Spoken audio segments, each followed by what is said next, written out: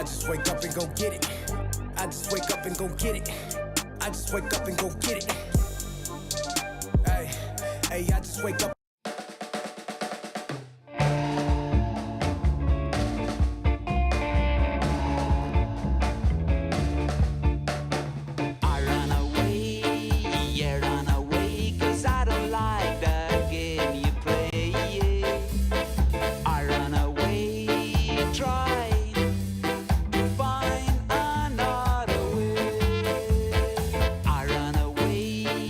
I run away, you made a vow.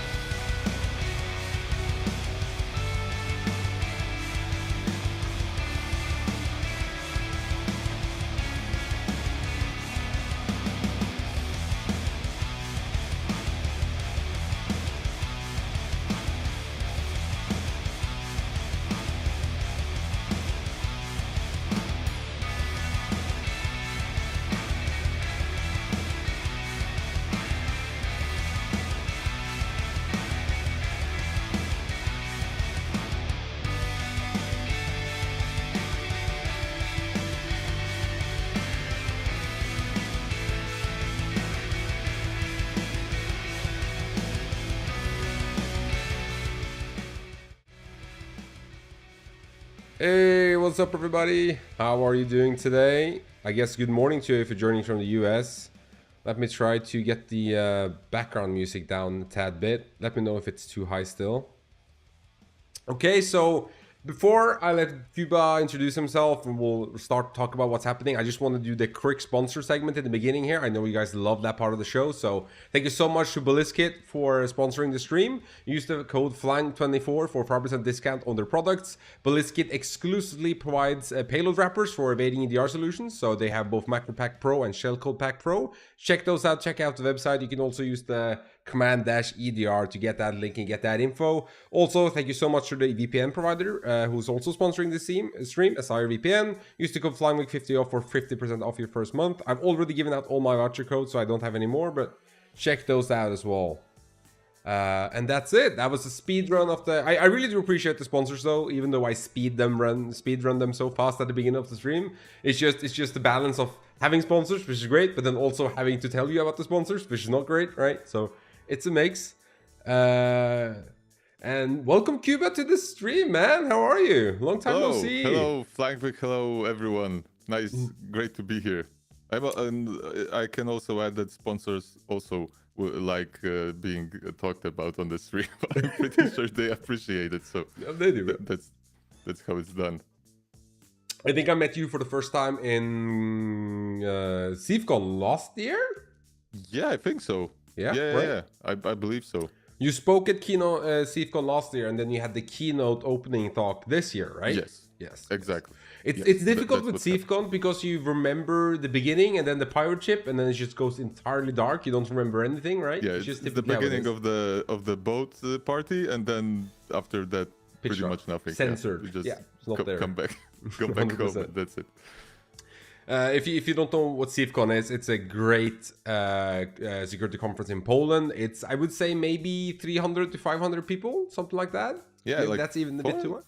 400, I think, was the max. Yeah, it's an insanely good little conference. I love the size. I love the events they have, and it's Poland. So for us outside of Poland, it's relatively cheap to travel there and stay there and eat and drink, which is definitely emphasized during the conference, which is great. So yeah, shout outs to CIFCon, I guess, right? Yeah, of course. 100%. Come to CIFCon next time. Come to CIFCon, guys.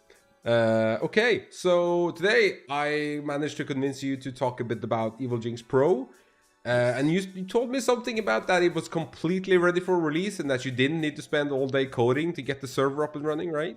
Yeah, so basically today, this morning, I finally pushed it to production, like to the main server to test if everything works. And of course, like best time to do it is 12 hours before the stream. So then I spent most of the day fixing stuff, but now I can say that it all works in the external environment, and I am able to talk with the license server and everything. So this demo will be also for me to see how it works actually in production, because usually I just for the time being I had it only set up locally.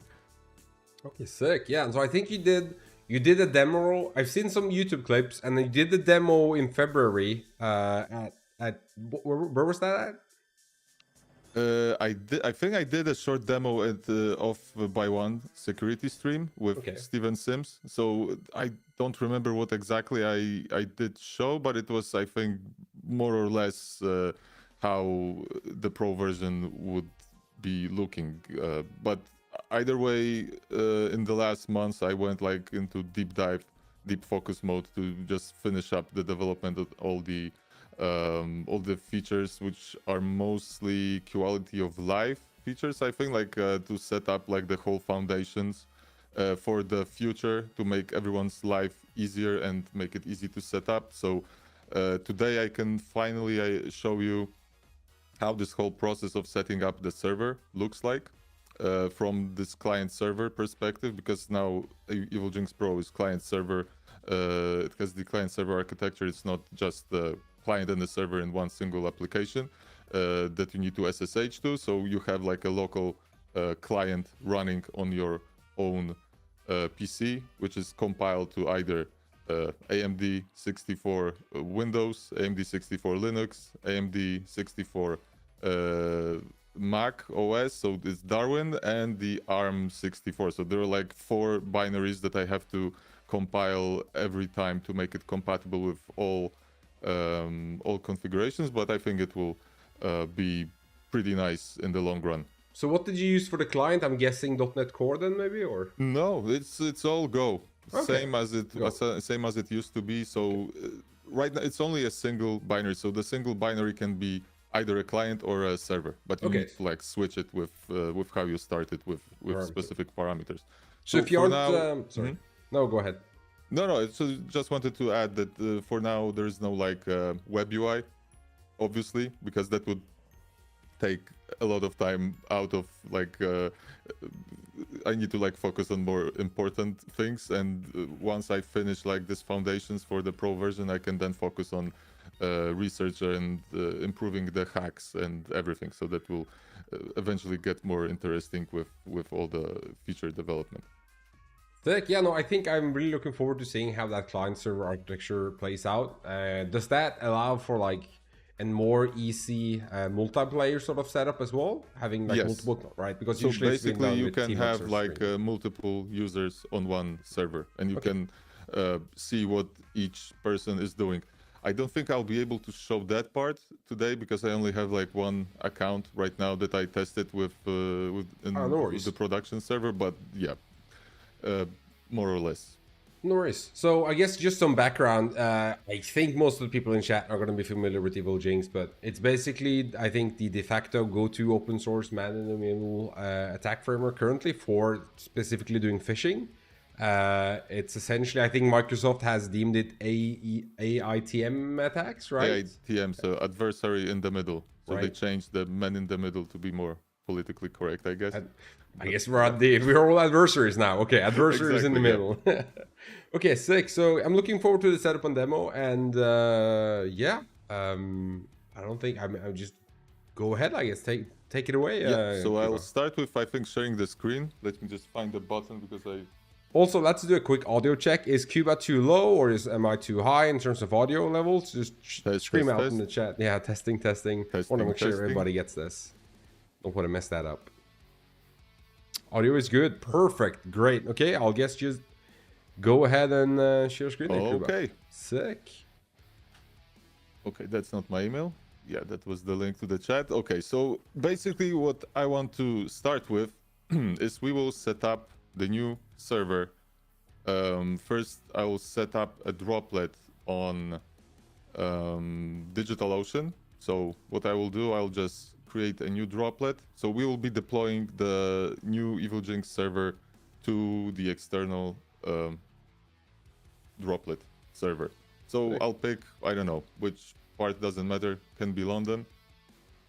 So what I like to use with EvilGinx, and this is like the most battle tested configuration, I usually just use Debian because it's more like bare bones Linux distribution. So it should work best. I pick like the cheapest almost droplet that you can guess, and I set up the key that I have like pre-made for SSH. So the SSH access will be used for deployment of the server from the EvilGinx client. So now when I click create droplet, we will wait a bit, and in the meantime I will show you how EvilGinx will look like. So this is like the new screen, how it looks like when you start EvilGinx Pro, the client. So this is running not in server mode, this is only just the client.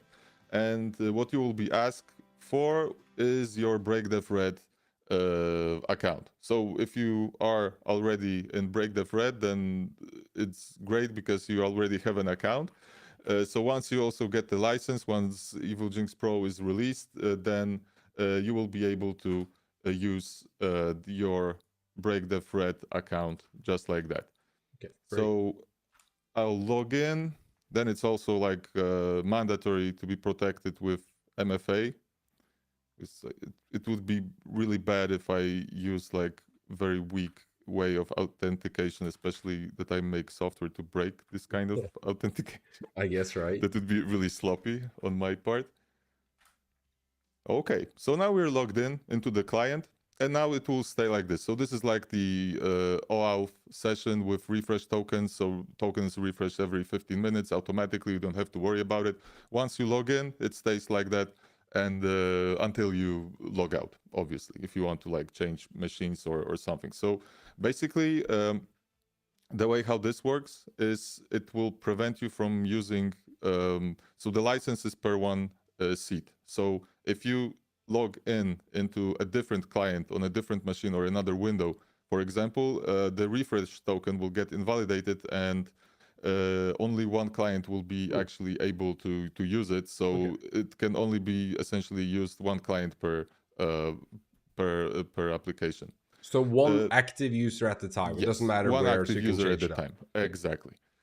So now we can list the list of servers. So I have prepared one Melvin fallback. Like this is the one that that is like when all hell breaks loose, I can connect to it and continue with the demo. So just in case. And there's like the local one, which I have set up to show like how the fishlet development will look like essentially on the local machine. And I guess everyone will have to do it eventually. I just want to figure out later how to make it more convenient for people to set up. So what we will do now, we have the new droplet that was just created. So we will copy the IP and we will create the new server. So servers add, let's call it demo1, and we put the IP to it. So now it created the new server, and we will also need to register this server with the licensing server, which is running on Break the Thread server. So this will actually generate all the certificates, everything for us to make it possible to connect to the. This is also like a kind of way that I did to protect EvilGinx from misuse in case it gets leaked or whatever. So I try to make it as strong as possible as I can, but you know, someone will now say challenge accepted, and probably will try to break it at some point. But that's how it's supposed to be. Exactly. So yeah, so we will do servers register demo1. Okay, and that's it. Like server was registered. So you can see here that it actually generated the API token, a random one, and the server ID. So the server ID, this is this neat trick that I implemented because I was wondering how to make EvilGinx server not expose an additional port to the outside, that and also allow the administrator to connect, and also the phishing targets, right?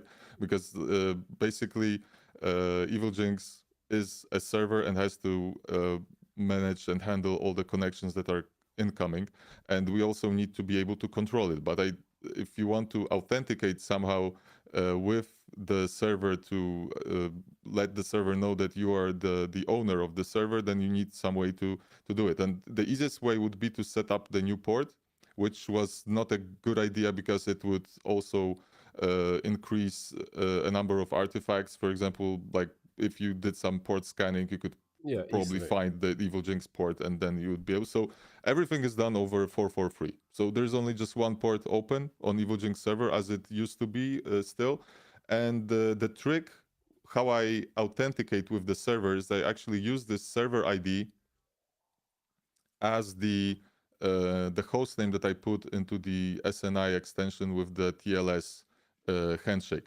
So I put this, and then the server knows, okay, this guy knows the server ID, so it's not like the random user. And then it actually allows access to this whole admin interface where you also authenticate with the client certificate and things like that. So it's all pretty much secured, but without the user, without managing to brute force this host name, there's no way to actually fingerprint if it's the EvilGinx server running with an open admin interface. So this is like kind of like an interesting thing that I wanted to mention. And now that we have this, we need to deploy the server. So right now we have the server registered and set up with the application. And only one thing we have to do is set up all the details for the SSH connection to work. So as you can see, there is like SSH port that you can change, SSH user, and also the SSH key. So the SSH key here is like the default value. So if you generated the key with SSH, it would be stored over there, but I will use a different one that I have set up in a different place. So this initial SSH connection is technically only used to deploy the server, and then all the management of the server is done through the HTTPS port. And then you have that special sort of modified TLS handshake with that specified what did you call it? SNI SNI extension, yeah, with in the TLS handshake. So exactly. Okay. So instead of having like a header or use some basic auth, whatever you do it in a way that is directly easily fingerprintable. Yeah, because if you already could use the header, you would already have access like inside. Well, it could be, I think, done, but I think that like using the TLS. The issue was that you have to authenticate yourself during the TLS handshake, because if the authentication happened afterwards, there will be no way to use the client certificate for authentication with the server. Okay, gotcha. Right. So that's why the admin interface also requires a valid client certificate, which is generated by the licensing server and downloaded to the local machine on the client. So basically, that's it. I set up the SSH key, and now we can just type in servers deploy demo 1. And so now we need. Yeah. No, sorry. So are you just running plain SSH commands, or are you using maybe like Pulumi with DigitalOcean, or just straight SSH commands? It's straight SSH commands, essentially. So I use like a Golang library for doing SSH things. So one thing you will notice, it's now installing Chrome, like the latest version from Google website, because I had to stop using Chromium because there was an issue with it being detected by the websites that you connect later to, and Chrome now actually works much better with Evil Puppet. So this actually takes a lot of time to install Chrome for the first time during deployment. So the command will break, but it will then retry, and it will move on after a short time. It will take about 2 minutes. So this is like you're installing a headless version of Chrome that you can programmatically control in. I'm not too familiar with Evil Puppet, but sounds like it's doing something extra during the phishing scenario to get some secret token, maybe, or. It's basically a Chrome browser running in the background, and I did not make it headless. It actually has an interface running in the background, so it is because headlessness of the browser can be also detected through various means. So now you see that the command likely timeout. It's retrying. This is like the thing that I found out only just today, so I had to make like a quick fix. But basically, right now, and it's done. So now we connect to it. And voila, it's like the server is deployed and it's ready to use. And now so now it has Chrome running in the background as a daemon. It has Evil Puppet running as a daemon. It has EvilGinx running as a daemon. It creates the new user that is running. So I think it's not running as root because I wanted to like make it more secure like that. And yeah, basically that's what it does. So you don't need to worry about any manual setup. Everything should be working out of the box like this. I will of course like later document the whole process in case anyone wants to make their life more miserable and do it manually, like with some automation. I don't know, people like to use something like Terraform, I think, to set up the infrastructure and stuff like that. So yeah, everything, all this process will be basically documented. I could probably see, I guess one use case, if people would like to use Terraform or Ansible, is that, maybe they add something more to the server that they require, and therefore it would just make sense to have one script that you would do it to. Exactly. But yeah, no, it makes total sense. And just so I understand, this server, you're communicating directly with the server. The only connection between the server and the breakdev infrastructure is the licensing setup to deploy the server. Okay, gotcha. Yes, and now like the most important, I think, part that you will not be able to see clearly is the fact that the server, when it's deployed, it is not talking at all to the licensing server. So basically, for OPSEC reasons, you deploy the EvilGinx instance on wherever you want, and the only thing that actually does the updating of the licenses on the server, because it has to take place, I think, once a month. Basically, you just need to launch the client at least a week before the license expires, because each license is set up for 1 month on the deployed server. It's not like for the user account for EvilGinx, but only just the license on the server side, and it will get automatically updated in the background, so you don't have to do anything manually, and everything is done over port 443, so it is also a bit stealth in that regards. So now, before we actually jump to fishlets, we need to set up the domains, but also this is the one thing that I also need to improve later, but we have to set up basically this unalf URL. So this will be the website that gets automatically proxied for unauthorized connections. So before, in the public version of EvilGinx right now, every unauthorized connection actually gets redirected to a different URL. But with EvilGinx Pro, you will see the full website being proxied from another source, like a reverse proxy. So it will be more stealth. So I took your blog, I think, for the. That's it, guys. We have to end the stream now. Thank you so much for. So you've been doxxed with actually revealing the URL. Okay, so we will be using flyingvic.com for unauthorized connections to the website. And now we can set up the domains. So I have one domain set up. So okay, with the Pro version, you don't need to use only just one domain with the server instance. You can use multiple domains, and you can set up your fishlets with different base domains as you see fit. For this demo, though, we will just use one, which I have like prepared, is Fish for Life. So we added the domain to the EvilGinx server, the demo server.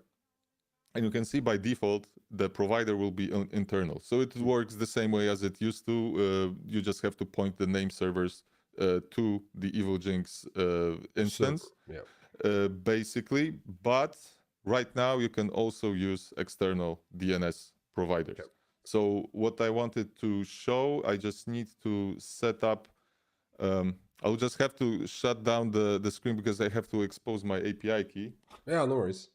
So just to summarize then, so this DNS setup works much like EvilGinx 2 did, where EvilGinx will actually be the name server and run a service on port UDP 53, and then you point your main CNAME or whatever it is to it, and then it just works. Exactly. And now when you use Cloudflare, it is much better in terms of OPSEC, because then your domain will show up as using Cloudflare name servers and not like ns1fishforlife.com, which points to the same IP, which I think was the most common, I think, indicator of actually detecting EvilGinx instances, because usually people also would set up their own DNS servers, but it was not automated. So it was a bit pain in the butt to actually set up, because you had to set up all of your DNSA records manually. Let me just type in here my API key, and then I will come back with the... Okay, I cleared the thing.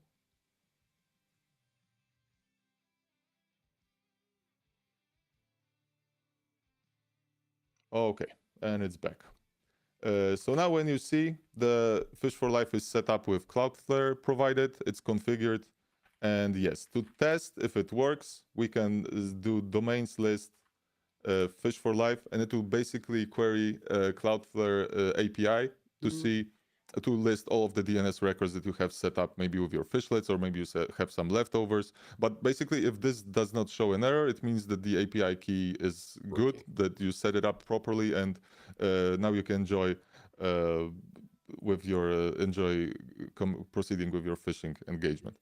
So I guess one of the other very common IOCs for EvilGinx was the certificate requesting, because I believe the certificate requesting to Let's Encrypt would actually add like EvilGinx as the whatever, right?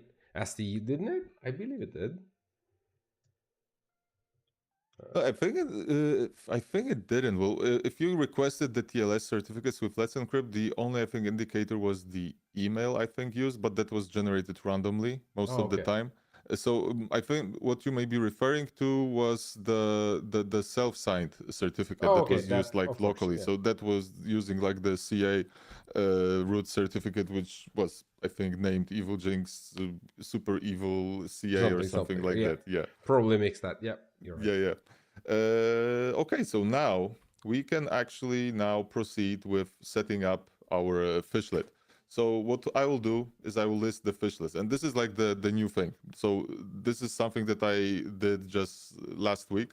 So now finally you have a way to manage the fishlets both locally and both on the server. So this is like listed this list of all of your fishlets that you have in the local location. So this is like in your local folder, and now you can see that it's like private / name. So the private are your personal fishlets. But what I want to do in upcoming weeks, I want to set up the full fishlet database, which is synchronized with Breakdev server, and people developing fishlets in the community will be able to maintain their own fishlets, and they would be automatically synchronized with the server, and everyone using EvilGinx Pro will be able to browse the list of all available fishlets, and just in case something, I don't know, doesn't work, they need to like report something, then they can do it in Breakdev server, because they know like who's the owner of the fishlet. And I think it will be pretty fun to see how this turns out. And either way, you can just set up your own fishlets, which will be marked as private. So if you want to deploy now the fishlet to the server, you just type in the name like fishlets push, and it's and the private Akira. So Akira is one of the labs from my EvilGinx mastery course. So it will be used for phishing one of the first labs that are available there. And you can now see that the location is set to local / server. So the fishlet, it says, is both present on the local client and on the server. And the sync that shows up is indicating if the fishlets match. Because if you make some modifications locally, then you will see that on the server there is like a different version of the same fishlet, and you can then push your changes to the server once you're done with your changes. So the TLS setup now, obtaining and setting up 0 certificates, because you haven't specified any subdomains yet, right, or any host names yet. Yeah, so I'll do it just now. So I have to set up the host name for the fishlet. So I will set up, let's say, Melvin Lab fish4life fish4.life. Yeah, I just need to put host name. Okay, so we now have the host name set up, and now when I enable the fishlet, it should now automatically retrieve the TLS certificate. And now that we have Cloudflare set up as the DNS provider, it will also use DNS provider, which is Cloudflare, or it would also use the internal one if it was if you set it up like this, and it will now set up the wildcard certificate automatically. So exactly. So it will not be using the same way. It will not be using separate certificates for each subdomain that the fishlet is actually generating. It will use just one TLS certificate for all of the subdomains for the fishlet. And you can also notice normally when you did this with the EvilGinx public version, you would see lots of bots on the internet just Yeah, pinging 100%. your server and trying to scan it. And right now they would have to brute force the subdomain to just figure out because they see this new certificate being registered through the TLS transparency log, but they do not know what to actually use to see and what to scan. That was for sure one of the drawbacks with EvilGinx too. But also, I know we used I can't remember the repository, but using like an Apache proxy in front of EvilGinx too, so we could use those wildcard certificates, and then you also wouldn't have to actually use EvilGinx as a name server. Exactly. If you just in the public version, EvilGinx 3.3, I think I made it possible to also set up your own custom certificates. So if you generate a wildcard certificate through certbot or any other means, you can put it in one of the directories and EvilGinx will automatically use it. So there is a workaround for that. Okay, so now we will create a lure for this fishlet, just to show this part. I think did not change much other than the lures are created on the server side, obviously. So everything right now is being I think right now it's the communication takes place over WebSocket connection with EvilGinx server. So the API works both over WebSockets and plain just HTTP requests with the proper API key and things like that. That part I don't have. I will not have like prepared for the demo. But I think I will demo it later when I work on the API documentation, which will, I think, come out after I release the pro version, because there's like a backlog of things that I need to churn out first. Now there's like a quick, nice change that you can specify the path right when you create the lure. So you can set up, I don't know, hello Melvin. Okay. So you have, this is our lure URL, and now we can actually use it to see if our phishing server actually works. So when I paste this, you can see that the landing URL is opening up, and now we can see some like redirects, okay, and you can see that the Bodard check passed. So this is also the new thing. So this is like the thing that I talked on the keynote, that keynote that you missed, Melvin. Don't be like this. Okay, so you can still rewatch it on YouTube, so you can like make amends. So so basically what I can show you as proof that it is using the wildcard certificate. So you can see it is a wildcard certificate. So there is, I think, no other visible artifact. Let me actually check, because maybe if I see something, I can still fix it.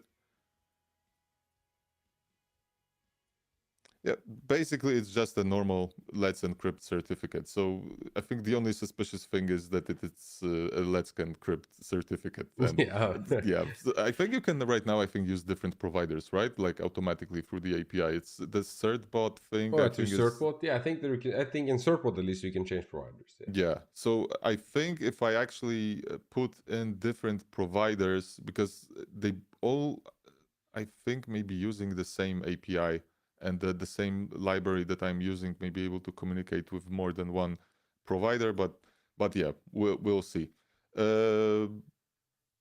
Okay, so just for the sake of, I don't think I need to show like how to capture the session. No, I think like everyone knows like how exactly. So so basically what I wanted to also show right now, which is like a pretty cool change that I did, like it took too long to add it, and I also was pretty annoyed with how it worked previously. So now we can see, let's say we have like a fishlet. This is like the Akira fishlet that I'm using, and I now want to make some changes to the fishlet. I see where this is going. Yep. So now you press Ctrl S, then you go back to your client, you list fishlets, and you see that the sync, it's mismatch, right? Because the local version is actually different. And now when you actually do fishlets push, it actually updates the thing. Now we just need to delete because the session is still remembering us, so it may be caching this whole thing. And now what you will see is that it uses the updated fishlet without the need to restart the server and things like this. Huge. This is like it was a huge improvement Yeah, for no, me as well. generally, It was the like, most huge, annoying yeah. part. Yeah, I know that a lot of people actually ask me many times, can we update fishlets without the need to Who is actually spamming? yeah. No, but for Oh real, yeah, actually that's development wise as well. It's way easier when you can just push it like that. If you're developing, like if you're making changes Yes. on the fly, because you get that's very often, you know, when you push the fishlet and then maybe right before you send out the fish, or maybe during after you send out the fish, you're seeing something go wrong, and then you have to make that change, and you don't necessarily want to You nuke don't the want to instance. restart the server because there are like sessions still going, Yeah. right? So in meantime simultaneously. So yeah, I think this will help a lot, and it's like a good quality of life change in my opinion.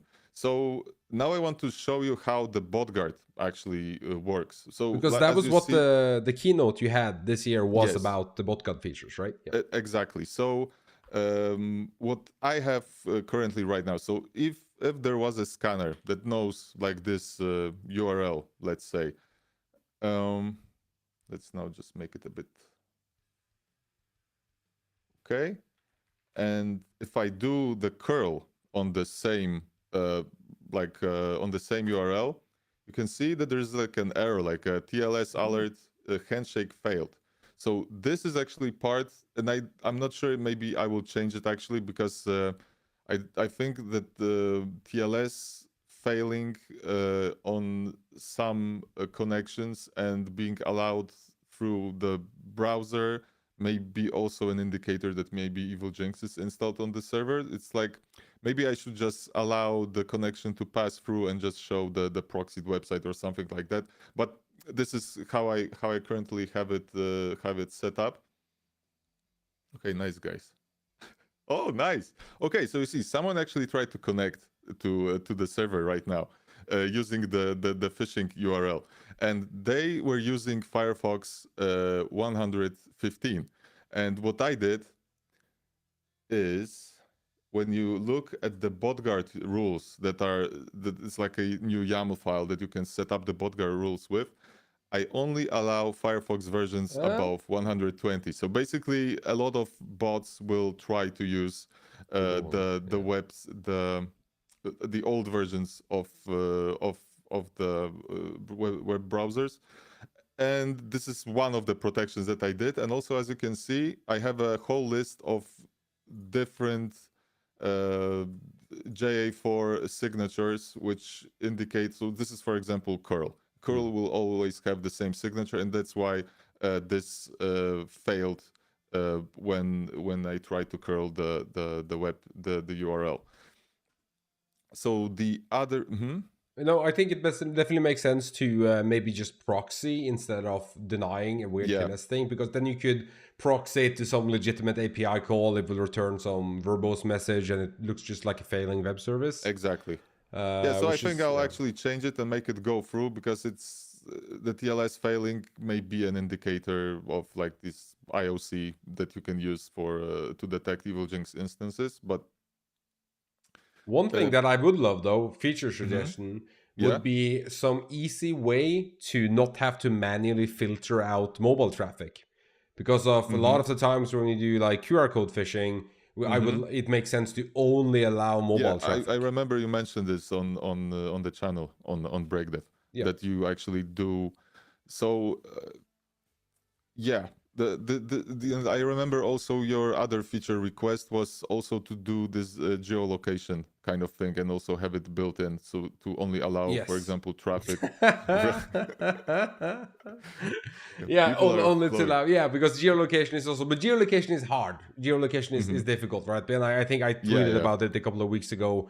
You know, some database services claims the IP being Norwegian, and then Microsoft comes and no, it's from Belgium or whatever, and it's never really correct. But I guess for mobile, like only letting through mobile traffic, you could just look at the screen resolution. Wouldn't that make sense? Just to like if Yeah, it's a that's different actually what I ratio. do. Yeah. Yeah. So if I'm able to, I will show you how this works in terms of detecting the screen resolution as well in a minute.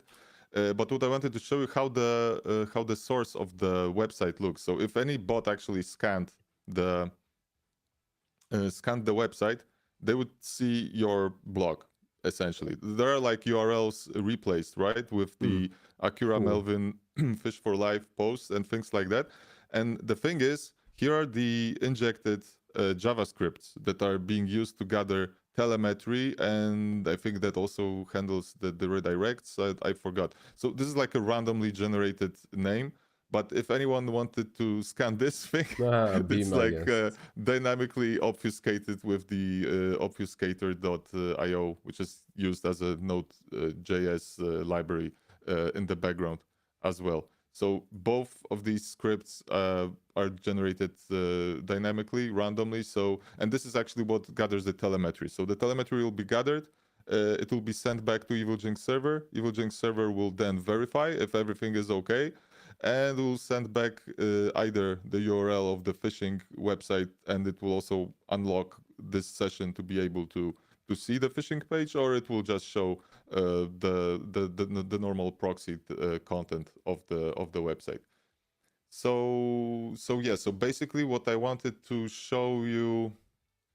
So do I still have the URL in the clipboard? Okay. So when I quickly full screen the website, so like I said in my talk at ZivCon, most of the bots will use real websites. Well, not most, like 5% of them, but they will use real web browsers, and they will be using full screen for whatever reason, just to maybe get nice screenshots of the website. So when I quickly type in and full screen the website, Yeah. now you see it. Because who the fuck actually Yes, browses on full exactly. screen? You Chat. cannot even see the URL bars. No, Look. no. Like, When do you browse on full screen? Maybe when you're no. Why? Like actually, why? Like I was about to say when you watch a video, but then you have full screen mode on the fucking video player. So why would you exactly. even? So I decided to go for the low-hanging fruit for Yeah, makes total detecting the bots, sense. because I Makes total do not sense. even have to use anything more complicated if they are like either using old browser versions or full screen. Another feature suggestion. I'm sorry, Kuba, Okay. but Sure, I sure. think there should be like a sensitivity setting, because you know up until you send the fish, you can be as hardcore as you want, but then after you send the fish, then maybe you would be a bit more gentle, right? Because you don't want to miss out on a potential target. So maybe you could Yes. have some sort of like Like a confidence weight rating or system. whatever, right? Yeah. That's what I also had in mind like a few days ago. So basically, right now, all these like screen resolution things are hard coded into EvilGinx code. But what I plan to do is like have it also to have it handled by this YAML rule set file that anyone can set it up on their own and cater for their needs. So you would probably make each rule with some weight value, and if this weight goes above a specific number, then you block the website. So then you can decide what is actually like allowed and what is not. But yeah, this is like something that will take time, and Oh, you know, I for get now it. I just want to Yeah. make it like pretty easy and straightforward. There are also like I don't remember well now, but I also talk about some edge cases at this talk I had in June, because there would be, I think, like the most interesting part was when someone was using the J4B of Chrome, and they would be using an iPhone user agent.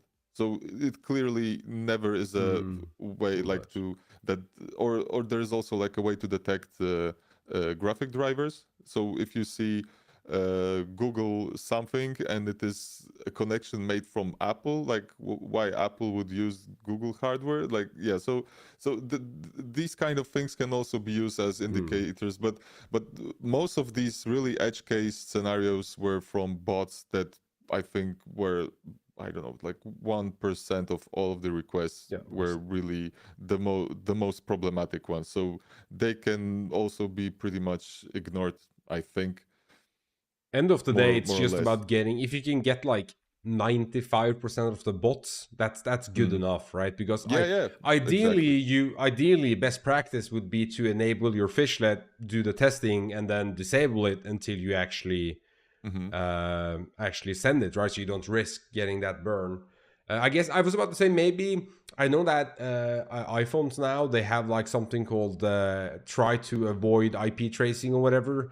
Maybe that plays around with the metadata sent with each request. Maybe that tries to like get around or tries to anonymize the session or whatever. Maybe that's what's messing up with, like, as you said, like an iPhone using Chrome or whatever. Yeah, I think that would mess up like this J4 detection. I Right. believe.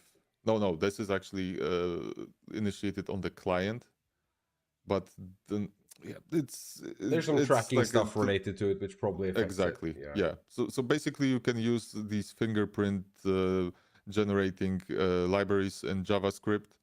And as Archon said, like rotating IPs, I also noticed that. Like I would put my URL into a scanner, and I would see this same session of the scanner actually, because it's going through all of the URLs of the HTML content, but every request was made from a different IP. So basically, that's when I knew that IP blacklisting is dead.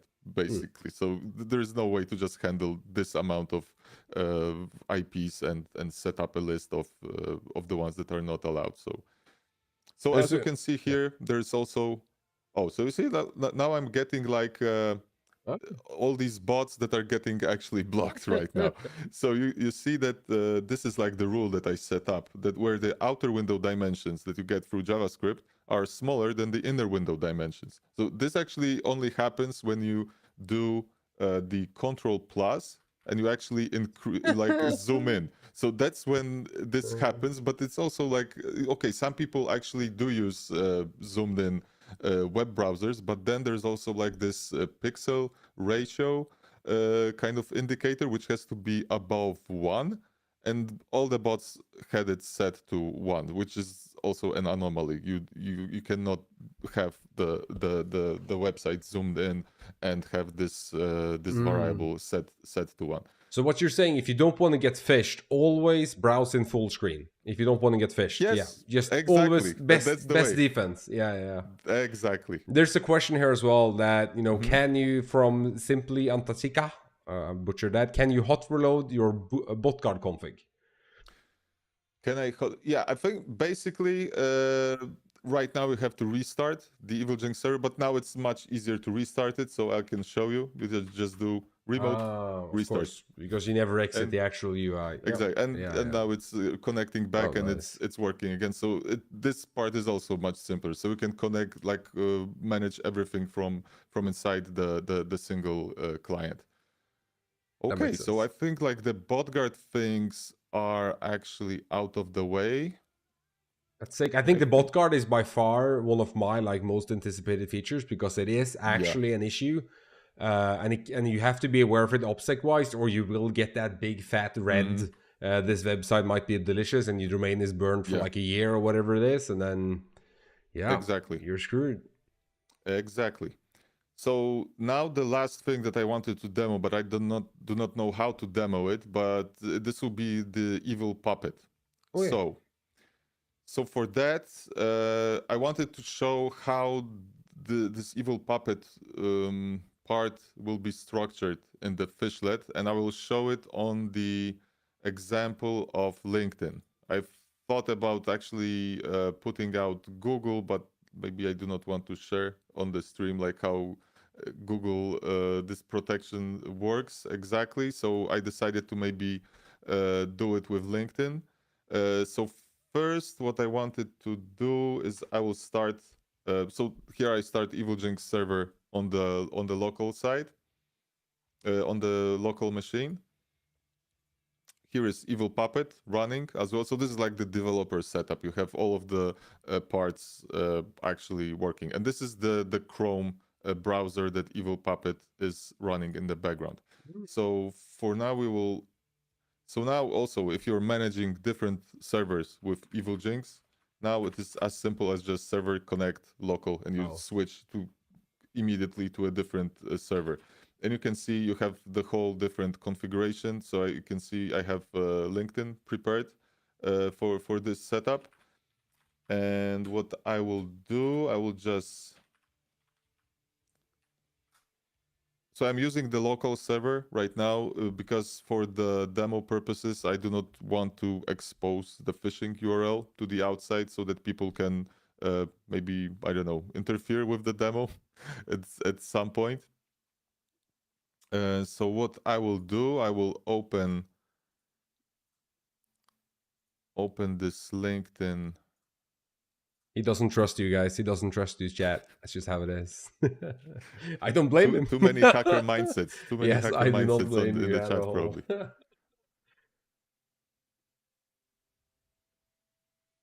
So yeah, let's see if this actually works, or I have to restart more of the parts. I don't trust me. That's just rude. We would never.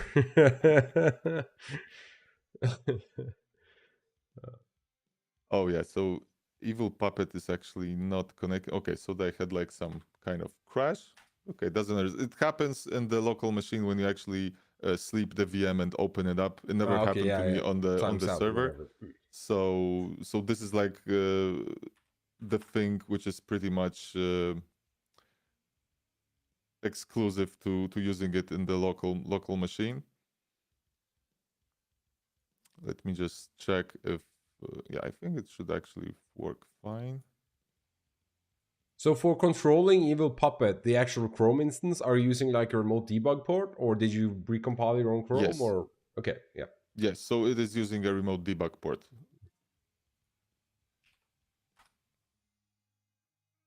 Okay, now you see something happened in the background browser here. It opened the new tab, essentially, in incognito mode. And this is the LinkedIn login screen. So now I'll try to fish myself. So I will use my LinkedIn credentials. Yes, this sounds dodgy. This sounds look away, chat. Look away. So when I ask you to close your eyes, then please do. I dare you. Click show. Yeah. No, just kidding.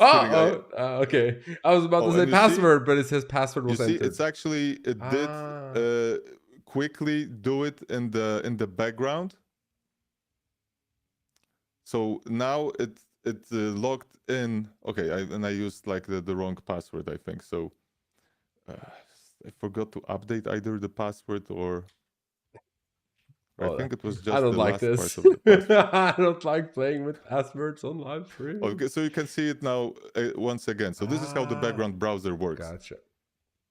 And this is in order to get some sort of secret token that is supposed to stop this. So basically, LinkedIn will be sending this, and obviously, I don't know. Either way, my account got blocked or whatever. But either way, only thing that I wanted to show you is the generation of this. Be careful. Yes, so this is like this APFC kind of thing token, and I will show you how the fishlet looks like.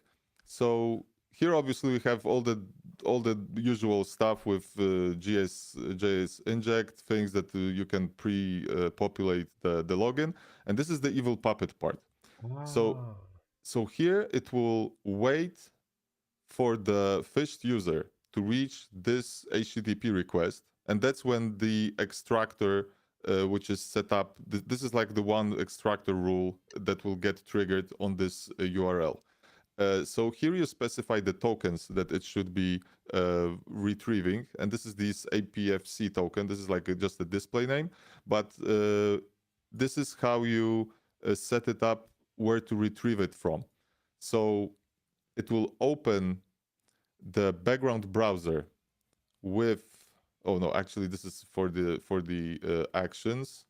So when this triggers, it will perform the actions to open this website, type in your username, which is gathered in real time from the fished user as they type in their email on the login page. so it will be typed into the background browser as well. The same goes with the password in the password field. So basically, I check through just JS query selector kind of thing to find this DOM item with the edit box to put in your details. And then the next action is just click the submit button. And then it will also look for this HTTP request that happens in the background browser, and it will detect if there is a post parameter being sent within this request. This specifies to what to search for within the value of this post argument. So basically here r/ specifies, this is like the new format that I made for EvilGinx 4.0, which will be right now used in EvilGinx Pro. Because the confusing part with the fishlets were that some of the parameters used regular expressions and some were just normal strings that would be like checking if the string contains this specific value. Okay. But now every form of search or anything, you can just specify r/ and EvilGinx will understand that between these slashes there will be a regular expression that you can use and set up. So here it will just gather everything from the value. And and this is what the value will look like. So brackets 1 means that it grabs the group, which is used with these how do you call it, like the brackets, like these brackets, and this will be treated as a variable 1. It's parsing the regular expression for group 1. Exactly. So right? it grabs the group 1 from the regular expression. And then you can specify if it should abort the request. And this is very important because you don't want to have double two-factor authentication requests on your phone, because if you actually try to log in and press submit on your in the background browser, it will generate the response from the server to trigger the phished user will get two verifications on their device to confirm the you MFA. Want to abort immediately as soon as you get that value, just abort. Exactly, because what we need is just intercepting this post request before it gets even sent to the server. So I just want to because this value is generated sometimes through obfuscated JavaScript on the client browser, and you just need to just grab it and take it out from the background browser and inject it back into the reverse proxy session. And this is what this inject part does. It will so this is like the body type, which is URL encoded. So right now I think this is the only supported one, and it will still be at this stage of making this request. So it will hang the proxy. The request will not be finalized until we retrieve the token. And then when the token is retrieved in the background, it will inject it as the value of this APFC key.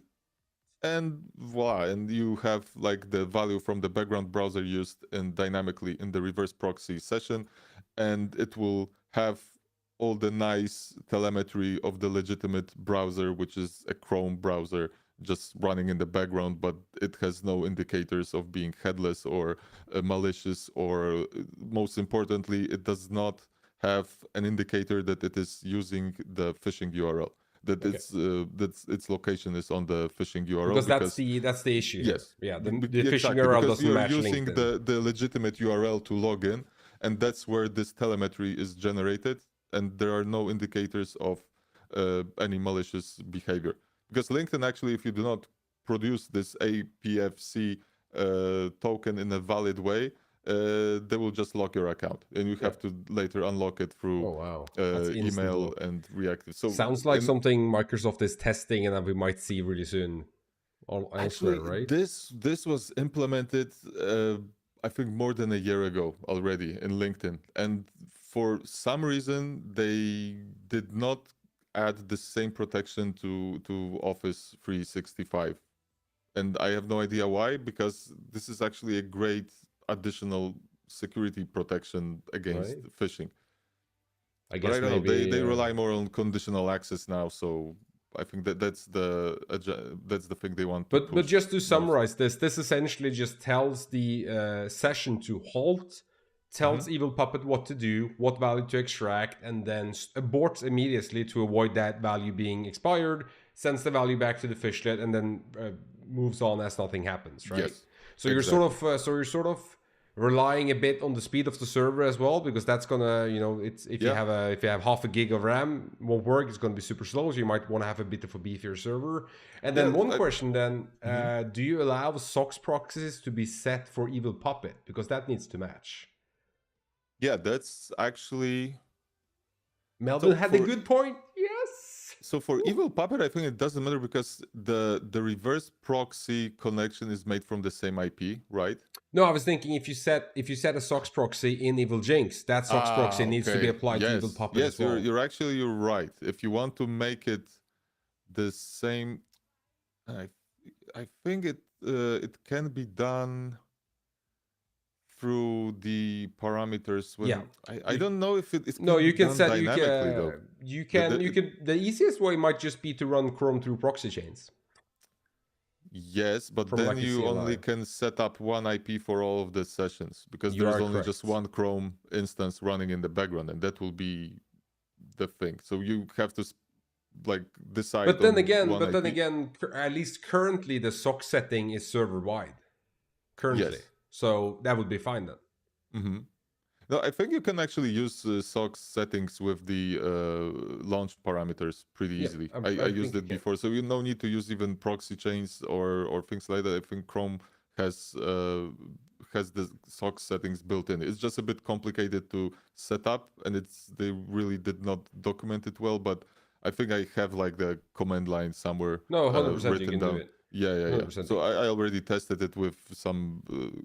I guess it probably doesn't matter, because I guess it depends if LinkedIn counts getting this APFC value as a login attempt, because then it will show 2 login attempts or like partial attempts from potentially different IPs. But I don't think so, right? No, it doesn't. There will be no login attempt because you break the request. Right. You abort it. Yeah, so it never reaches the server. So I think it's just fine. You don't even have to worry too much about the IP. But you will be worrying about the IP, I think, later, because here I set up like this is the extractors rule set. But what I want to later develop, like probably next year, once I like get other things done, I want to have like some kind of like a post-exploitation mode for Evil Puppet, so that you can instrument with these kind of actions what can you do with the captured cookies and what you want to do on the account, and automate once you gain access to the account. I don't know, like disable MFA, set up some backdoors, download emails or whatever. So this is something that is the same thing what Necro Browser is doing for Muraena project. I can already see a great use case for this. When a while back, I fished a lot of clients who had is it called Duo MFA, Duo SSO? It's like there is something like that. But I never actually encountered it myself. It's fucking horrible, because the actual MFA prompt allows you to add a new MFA device as your first action when accepting the MFA prompt. So you would usually in Microsoft you can log in, and then you would have to go to My Settings, and then you have to accept MFA again in order to change your MFA device. But with Duo, you log in, you get to the MFA page, you go to Settings, add new MFA device, and then that initial MFA acceptance is adding a new MFA device. So you could use this for that. You could basically say, as soon as the user, midway through the login page, do that post request to add the new device, and then once you use your MFAs, you have a new device, which was great. That was really effective. A user asks, Hackeroni, 10 out of 10 name, if there are multiple users interacting with the fishlet at the same time and having isolation between each session, how are they isolated in Evil Puppet? Does this run up a lot of CPU RAM usage? I did not stress test it yet, so I think it's up to like well, I probably should like, but essentially each reverse proxy session will open the new tab for Evil Puppet, and once, so you see now the actually the tab closed itself. So once there is a successful phishing attempt, you gather this APFC key. It will tell Evil Puppet to close this tab to preserve resources, and also each tab has, I think right now, like a 10 or 15 minutes timeout. Obviously, there is probably a risk of someone performing like a DDoS attack by just creating a lot of new sessions, which will result in creating a lot of new tabs in Chrome, and we all know how Chrome is with memory management. So this may basically so if you want to use Evil Puppet in the like production environment and you are targeting a lot of users at the same time, then I think I would go for some beefy VPS or maybe even a dedicated solution just to have like this backup RAM just in case you need it for just running Chrome in the background. And I think currently Evil Puppet is still one of those like edge case, like most 10 out of 10 times you don't really need this. Yeah. I think this is almost maybe for Google and LinkedIn currently. Yes. Yeah, so Google basically does have these kind of protections. I think they had it for I think 2 years right now. They later removed it, then reintroduced it later. It's just they're playing with it a bit, but with Google it's a bit more complicated because there are like two tokens being sent. Once when you send your email, and then when you send your password. And also it's pretty interesting because for some accounts it will not trigger the protection, but for other accounts it will tell you that something went wrong, and it will, because the telemetry did not add up on the server. Some sort of risk assessment. Yeah. So Okay, essentially, Google is a bit tricky, but you know, like successfully phishing Google is, yeah.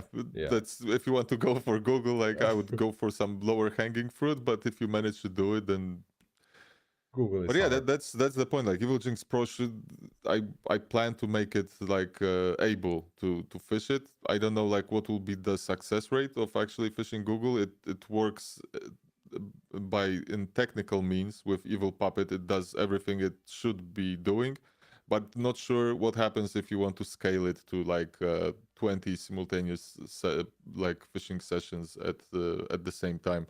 So.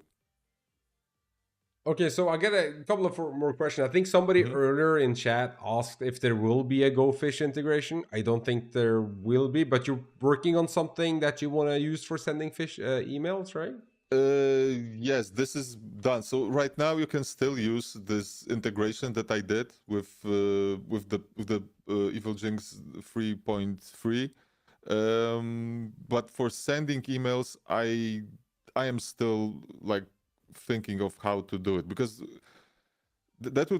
I would have to implement the web UI. There is no other way, because if you want to have like a set of templates and everything the same way as the nice way would, because this is like the thing that I like about GoFish the most, like the ease, how you can create your templates by just copy pasting your current emails and then just modify parts of it, and it works really great. So I would mainly focus on something like this, and maybe do the email delivery through the terminal, because I don't know, like I need to make it a bit easier on my side as well to be able to manage all this, and with all the technically it's two different things, like two different products a bit. I almost well. Right. And I think GoFish works fine. Just you know, my approach is essentially send an email with Outlook, rip out all the headers, and then just jam them into GoFish, and it looks like a legitimate email. Make sure GoFish doesn't send any basic indicators of compromises or IOCs in the headers. I usually like if I usually I target like 5 or 10 people. I just use Outlook. Honestly, I just make 10 templates. Just make sure they hit the different users. Just use Outlook. That's the most legitimate way to get a legitimate looking email sent is And through that's an email also client. what makes me wonder if actually focusing like to develop this kind of email delivery tool is worth it. If because I remember someone on BreakDev also reported that they had issues with email delivery through GoFish, and later they just used the SendGrid user interface to send emails straight from SendGrid, and every email was delivered. So no idea if it's either something on the detection of GoFish, or maybe GoFish is not like doing something properly to make it more less suspicious. I don't know. That is like a totally different kind of area Two to segments for explore. sure. Yeah, 2 segments for sure. I agree. I mean, That's true. at the best, I would probably focus on making it easy to generate a bunch of unique URLs, generate lures with different IDs you can track or whatever. If you make that easy enough, then people can use whatever email sending client, because that's what they're looking for. That's what they're looking for in Yeah. GoFish, is tracking potentially the same lure with some other query parameter, right? So if you make it easy to generate those or track them or whatever, like in terms of like a fucking CSV, just lure generated for whatever. I think you had something like that, right? In the initial public release. So basically GoFish now the integration will generate, so it gets rid of this RID kind of thing, which is like a clear like indicator of GoFish being used. So it will generate a totally random parameter with encrypted data inside that only EvilGinx understands. It's able to like decrypt it and get all the custom parameters. So you can put like email, first name, last name in there with, and that's why you can also then use it with injected JS into your phishing page to retrieve this data and pre-fill, for example, the login and the email. So it can be improved though, because I think some spam filters will also not like get parameters with the link which are maybe longer than 15 characters or things like that. So I was thinking about actually implementing something like in EvilGinx to make hard code make like a rule to cache some of the parameters, so you don't have to use like the get parameters, but it will know if when it encounters like this specific end of pre-made links. It's hard to actually describe with words, but like let's say it's like /1, and /1 will be an indicator that it is this user, email this user and that user, and that will be like specific only for this campaign or something like that. And then you have /2 for a different user, and it looks more legitimate when you send it, I think, in the emails, and I think it would work much better in the long run as well. No, I agree. I think I completely agree with. Yeah, you can close the. I think I don't have anything else to show, so I think it was nothing failed. Is this even a demo? If nothing failed, I mean, I guess the last thing that I think I forgot my LinkedIn password, and maybe I did set up it, but it was weird. But okay, I tested this like today as well, like a few hours ago. Maybe they caught you. Maybe they were poking. Maybe. Yeah, exactly. No, but it's absolutely great, and I think something that's also amazing is Azure VPN. You should go check out their. Oh, I just had to do it. Check out their services. Use code. Check the Raid Legends. Check out use the code SLAGWEEK50. I feel like I lost all my integrity now doing a segue like. I'm sorry, guys. Will never happen again. I promised. I managed to evade that one, just like BalistKit can help you evade EDR solutions with their solutions Macro Pack Pro and Shellcode Pack Pro. Okay, no, I think it's great. I'm really looking forward to EvilGinx Pro, both, and I know that the company I work for is definitely going to buy it because it's going to make some of the stuff we do a lot easier. Even though we have automated processes and we have setups for EvilGinx, I think having client-server structure, having multiplayer, having just fishlets be ready, work out of the box, and then especially that bot detection is going to be like huge, because that is something that I constantly have to think about, sort of worry about when we do phishing, is to make sure that the clients get in, the targets get in, but nothing else. And then also, as you said, having just an open redirect to something might not be the best. We also do like a full proxying to some other endpoint, and then that shows some random API message, and then that looks more legitimate than just redirecting. The best thing is when when you spin up the default and you don't actually change the config, so somebody will bot you redirecting to Rickroll, and they know immediately that you're a freaking That was the main point. right. Yeah. If you're not quick enough, that's a pro tip, by the way. You can replace the config of EvilGinx before you start it up. If you make the EvilGinx folder and you create that config JSON file, Yeah, change the config before you start the server. Get the TLS certificates. Yeah, because 100%. before anyone knows the URL of your phishing server. So there's a lot of best practice stuff that you sort of have to figure out with EvilGinx, which is fair because it's an open source tool, and you want to have that balance between legitimate people using it and bad actors using it. Which is always funny, I think before it was weird because EvilGinx was sort of dead for a period development-wise, right? Yeah. And I forgot about it, and apparently people didn't. And it was like, whoa.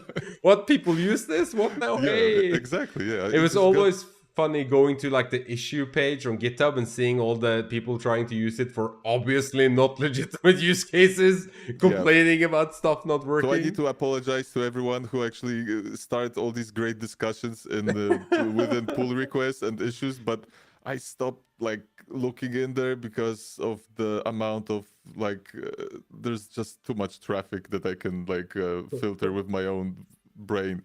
So but there are some really legitimate issues, and I think recently on BreakDev, the two people, forgot the names now, sorry, but super happy that the issues were reported because there were valid points that I need to work on. And I think I'm also super happy for you making, because I think when we talked last time in CIFCon, you actually are making a living off EvilGinx and the mastery courses. Yeah, and this right is now your full-time from gig the now. courses. So the courses are, but of course, I never wanted to actually make the course business like my main focus. So my plan is to have a course complement the software business, and going with EvilGinx Pro is currently my main focus. And of course, I'm not abandoning the course in any way. Once I release the Pro version, I will also release some free updates for the course as well, especially with the GoFish integration and things, because a lot of people ask about it to have a quick and easy solution. So if you want to go check out the EvilGinx Mastery course, and use the discount code. Yeah, actually I forgot, but it would make sense to release it now. But it's I'm too bad with promotion, just forgot about it. What you're saying is that next stream there's going to be a spot up here. It's going to be EvilGinx, yes? Actually, that's not a bad idea. I never pressure, thought about peer it, pressure. but it's and okay, just right between Raid Shadow Legends and Baliskit. Fucking Raid Shadow Legends. I'm freaking you remember those Facebook games where you had to build your own pizzeria or whatever? I used to hack these games, and I also released a tool for that. I made a ActionScript 3 decompiler and compiler, and I learned the ActionScript bytecode by reading the documentation. You were the nerdy guy on Facebook learning how all these builder pizza shops games works. Yeah, I remember those, and I remember when they started to introducing monetizing them, but you could pay extra to get the ultimate pizza oven, or you can you don't have to wait an hour for this house to build. You just pay $5 and it will be done, right? Exactly. Yeah, now that you say it, maybe it's a good idea to implement something like that in EvilGinx. If you want successful phishing engagement, you have to if you want to see the password, you want to see the password. That's a $5 fee, baby. Use your blue crystals to show the password. Use your EvilGinx points now. Only 150 points, so they will show you the password.